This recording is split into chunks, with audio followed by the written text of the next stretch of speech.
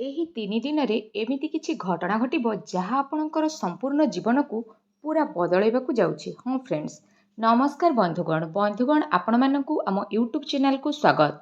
Friends, ଏ ଭିଡ଼ିଓରେ ମୁଁ ଆପଣମାନଙ୍କୁ କହିବି ଆଗକୁ ଆସୁଥିବା ଆଗାମୀ 3 ଦିନରେ ଆପଣଙ୍କ ରାଶିରେ ହେବାକୁ ଯାଉଛି ମହାଭୟଙ୍କର ପରିବର୍ତ୍ତନ।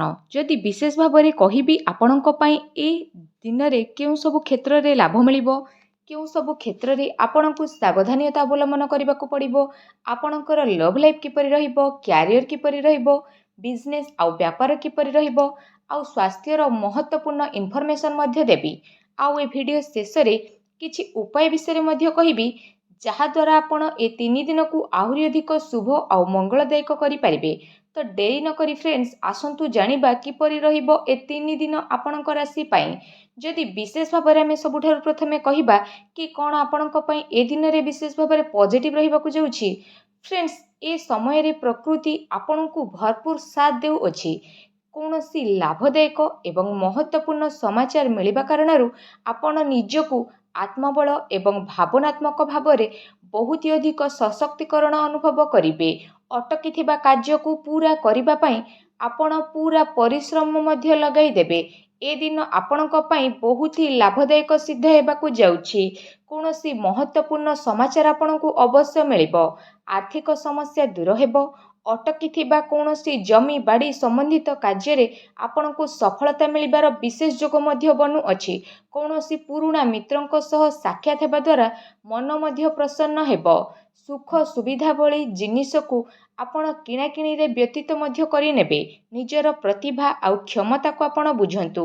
ଏହାଦ୍ୱାରା ଆପଣଙ୍କର ବ୍ୟକ୍ତିତ୍ୱରେ ଅଧିକ ନିଖାର ଦେଖିବା ପାଇଁ ମିଳିବ ତଥା ସମାଜରେ ଆପଣଙ୍କର ଇମେଜ୍ ମଧ୍ୟ ବଢ଼ିବ। ଏ ଦିନ ଆପଣଙ୍କର ବ୍ୟସ୍ତତାପୂର୍ଣ୍ଣ ରହିବ। କାର୍ଯ୍ୟ ତ ଅଧିକ ରହିବ, କିନ୍ତୁ ସଫଳତା ମିଳିବା ଦ୍ୱାରା ଥକାପଣ ମଧ୍ୟ ଆପଣ ହୋଇବେ ନାହିଁ। ଆଉ ଉତ୍ସାହ ମଧ୍ୟ ଆପଣଙ୍କର ବନିକି ରହିବ। ଘରେ ବନ୍ଧୁବାନ୍ଧବଙ୍କର ଆଗମନ କାରଣରୁ ମୌଜ ମଜଲିସରେ ସମୟକୁ ଅତିବାହିତ କରିବେ। ନିଜର ଯୋଜନାକୁ ସଫଳ ବନେଇବା ପାଇଁ ଏ 3 ଦିନ ବେଷ୍ଟ ସାବ୍ୟସ୍ତ ହେବ। କାଫି ଲମ୍ବା ଟାଇମରୁ ଚାଲି ଆସୁଥିବା କୌଣସି ପ୍ରୋବ୍ଲେମର ମୁକ୍ତି ଆପଣଙ୍କୁ ମିଳିଯିବ, ଯାହାଦ୍ୱାରା ଆପଣ ବିଶେଷ ଭାବରେ ନିଜକୁ ଚିନ୍ତାମୁକ୍ତ ଅନୁଭବ ମଧ୍ୟ କରିବେ। ଆର୍ଥିକ ମାମଲାରେ ମଧ୍ୟ ବହୁତ ମହତ୍ତ୍ୱପୂର୍ଣ୍ଣ ନିର୍ଣ୍ଣୟ ଆପଣଙ୍କ ପାଇଁ ଲାଭଦାୟକ ସାବ୍ୟସ୍ତ ହେବ।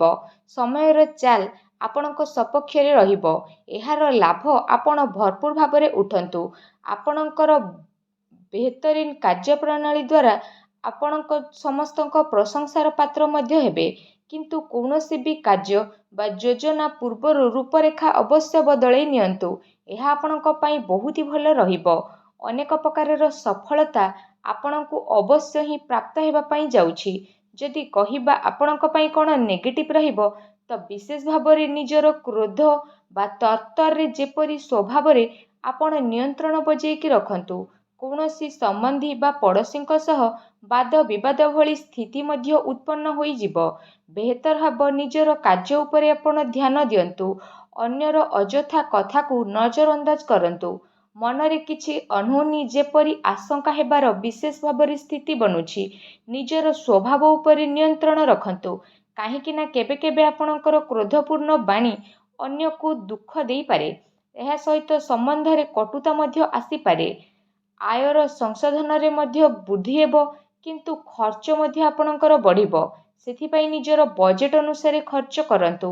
କିଛି ଅସୁସ୍ଥତା ମଧ୍ୟ ଆପଣ ଅନୁଭବ କରିବେ, କିନ୍ତୁ ଆପଣଙ୍କର କନଫିଡେନ୍ସ ଆପଣଙ୍କୁ ଆକ୍ଟିଭ୍ ବନେଇକି ରଖିବ। ଏହା ସହିତ ଯଦି କହିବା ଅନ୍ୟ କାରଣରୁ କୌଣସି ପ୍ରକାରର ଧନହାନି ମଧ୍ୟ ଆପଣଙ୍କର ହୋଇପାରେ। ଭାଇ ଭଉଣୀଙ୍କ ସହ ନିଜର ସମ୍ବନ୍ଧକୁ ଖରାପ ହେବାକୁ ଦିଅନ୍ତୁ ନାହିଁ। ଏହାଦ୍ୱାରା ଅକାରଣରେ ଚିନ୍ତା ଉତ୍ପନ୍ନ ହୋଇପାରେ।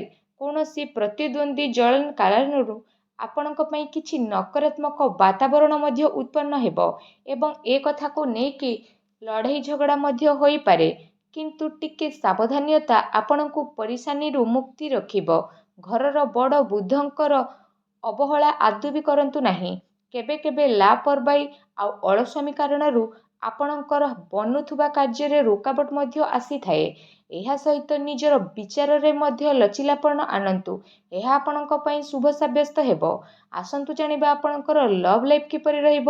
ଯଦି କହିବା ଫ୍ରେଣ୍ଡସ୍ ବୈବାହିକ ଜୀବନରେ ସାମଞ୍ଜସ୍ୟ ରହିବ। ମନୋରଞ୍ଜନ ସମ୍ବନ୍ଧିତ କାର୍ଯ୍ୟରେ ସମୟକୁ ବ୍ୟତୀତ କରିବା କାରଣରୁ ପରିବାରରେ ହାସ ପରିହାସ ଖୁସିର ମାହୋଲ ମଧ୍ୟ ରହିବ। ପାରିବାରିକ ବାତାବରଣ ଆପଣଙ୍କର ସୁଖଦପୂର୍ଣ୍ଣ ରହିବ। ପ୍ରେମ ସମ୍ବନ୍ଧରେ ମଧ୍ୟ ପ୍ରଗାଢ଼ତା ଆସିବ। ରୋମାଣ୍ଟିକ ମାହୋଲ ମଧ୍ୟ ରହିବ। ନିକଟ ସମ୍ବନ୍ଧରେ ଆପଣ ବାହାରକୁ ଯିବାର ପ୍ରୋଗ୍ରାମ ମଧ୍ୟ ବନେଇ ପାରନ୍ତି। କାଫି ସମୟରୁ ଘରୁ ବାହାରକୁ ବାହାରିବା, ଲୋକଙ୍କ ସହ ମିଲାଜୁଲା କରିବା ଖୁସି ମଧ୍ୟ ଆପଣଙ୍କୁ ପ୍ରଦାନ କରିବ। ପାରିବାରିକ ବାତାବରଣ ଖୁସି ଭରା ରହିବ।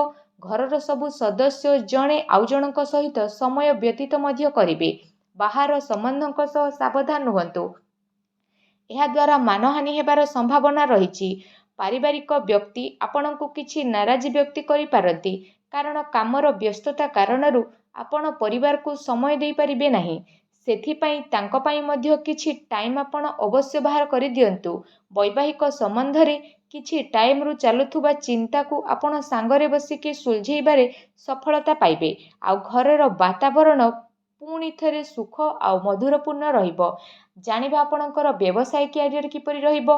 ତ ଯଦି କହିବା ବ୍ୟବସାୟ କ୍ୟାରିୟର ବିଷୟରେ, ବ୍ୟବସାୟରେ ପ୍ରଡକ୍ସନ ସମ୍ବନ୍ଧିତ କାର୍ଯ୍ୟରେ ଟିକେ ଚିନ୍ତା ରହିବ, କିନ୍ତୁ ଆପଣଙ୍କର ପେମେଣ୍ଟ ପାଇବାରୁ ଆର୍ଥିକ ସ୍ଥିତି ଆପଣଙ୍କର ମଜବୁତ ରହିବ। ସେଥିପାଇଁ ଚିନ୍ତା କରିବାର ଆବଶ୍ୟକତା ଆପଣଙ୍କୁ ନାହିଁ।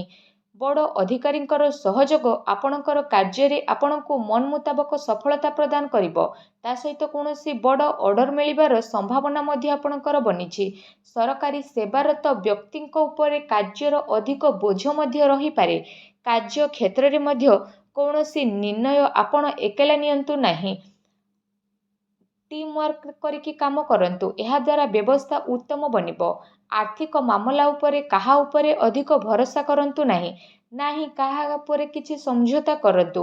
ବ୍ୟବସାୟିକ କ୍ଷେତ୍ରରେ ଆପଣଙ୍କୁ ନିଜର ପରିଶ୍ରମ ଅନୁସାରେ ବହୁତ ଭଲ ପରିଣାମ ମଧ୍ୟ ହାସିଲ ହେବ। ଆପଣଙ୍କୁ ଆପଣଙ୍କର ଭାଗ୍ୟର ଅଧିକ ସହଯୋଗ ମଧ୍ୟ ପ୍ରାପ୍ତ ହେବ।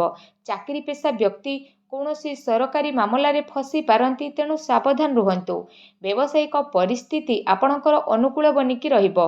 ନିଜର ପୁରା ଧ୍ୟାନ ବିଜନେସ୍ ଉପରେ କେନ୍ଦ୍ରିତ କରନ୍ତୁ। କୌଣସି ବଡ଼ ସ୍ଥିତି ମିଳିବାର ସମ୍ଭାବନା ରହିଛି। ବ୍ୟବସାୟିକ ଗତିବିଧି ସମ୍ବନ୍ଧିତ ଯୋଜନା କୌଣସି ବାହାରୀ ବ୍ୟକ୍ତିଙ୍କ ଦ୍ୱାରା ସେୟାର କରନ୍ତୁ ନାହିଁ। କିଏ ଏହାର ଅନୁଚିତ ଉପଯୋଗ ମଧ୍ୟ କରିପାରେ। ଆଉ ଅର୍ଡର ସମ୍ବନ୍ଧିତ ସବୁ କାର୍ଯ୍ୟରେ ମଧ୍ୟ ଆପଣ ପ୍ରୟୋଗ କରନ୍ତୁ। ସ୍ଥିତି ଆପଣଙ୍କ ପାଇଁ ଭଲ ରହିବ। ଉପାୟ ପାଇଁ ଆପଣ ପ୍ରତ୍ୟେକ ଦିନ କାହାକୁ କିଛି ଖାଇବାକୁ ଦିଅନ୍ତୁ। ବାପା ମାଙ୍କର ସେବା କରନ୍ତୁ।